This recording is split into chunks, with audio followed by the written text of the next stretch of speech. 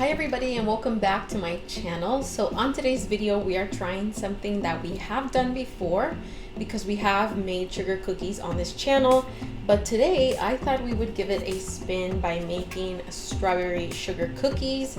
And I also finally got a hand on these vanilla unicorn morsels, so we are going to go ahead and try that recipe today. Let's get started.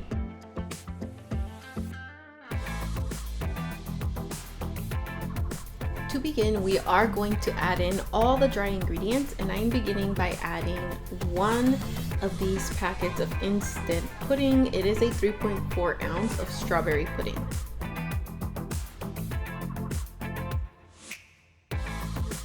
We are also adding half a teaspoon of salt and half teaspoon of baking powder.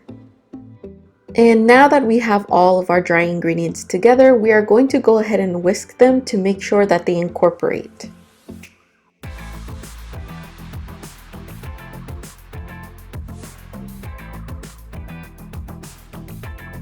To my mixing bowl, I am adding 1 cup of room temperature unsalted butter, and I am using my paddle attachment on my stand mixer to make sure to mix this butter until it is well incorporated into each other and until it forms a little bit of a paste. As soon as you see your butter forming into a paste, go ahead and drop in 1 large room temperature egg and continue to whisk this for another 2 to 3 minutes.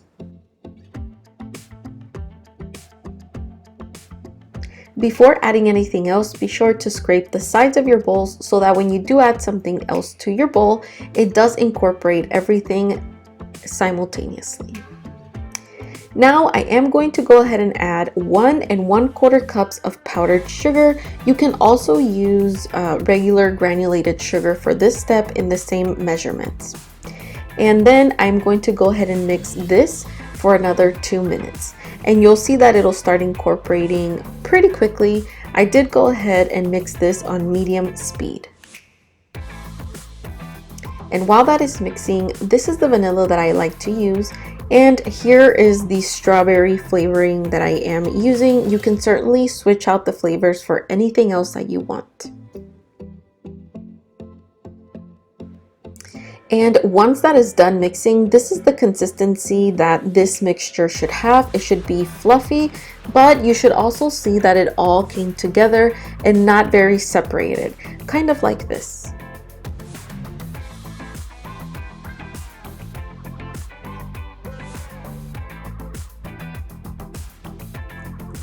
Now I'm going to go ahead and add 3.5 cups of all-purpose flour to the butter mixture. You can definitely add the flour in cups or by sections, but I usually just pour all of it in and I mix it all at the same time.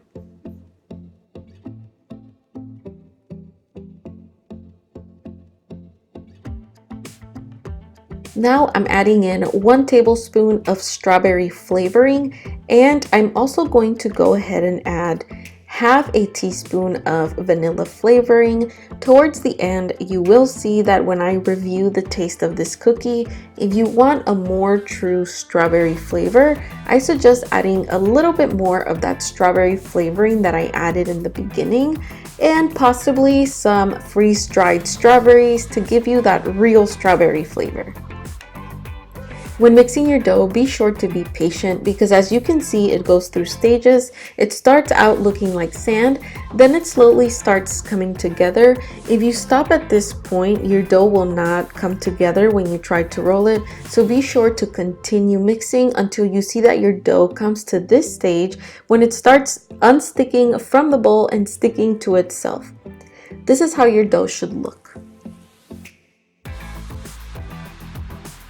This step is completely optional, but since I do want my cookies to have a vibrant pink color to resemble the strawberry, I am adding artificial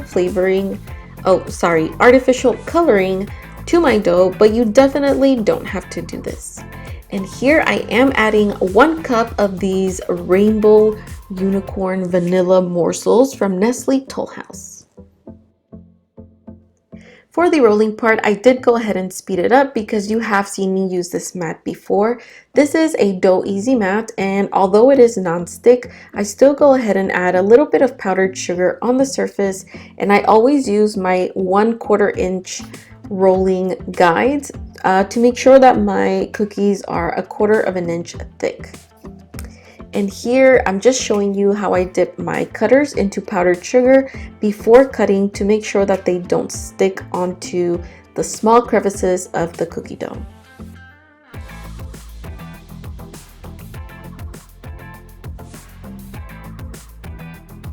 When transferring my cut cookie, I always make sure to take off the excess that I did not use and place it back into my mixing bowl. And then with a little angled spatula, I do go ahead and wiggle it under my cookie and transfer it over to my baking sheet. If you have used my previous recipe, you will know that my original recipe is a no spread cookie dough. This one, since we did add another 1/4 teaspoon of baking powder, will puff up a tiny bit.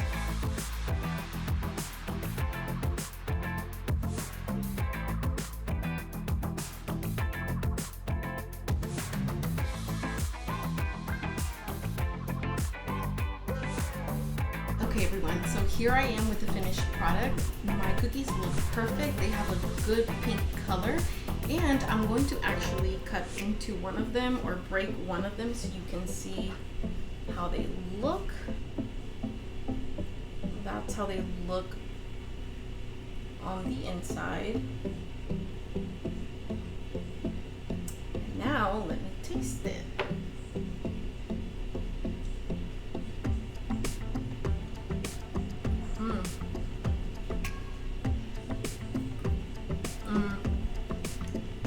You can definitely taste the strawberry.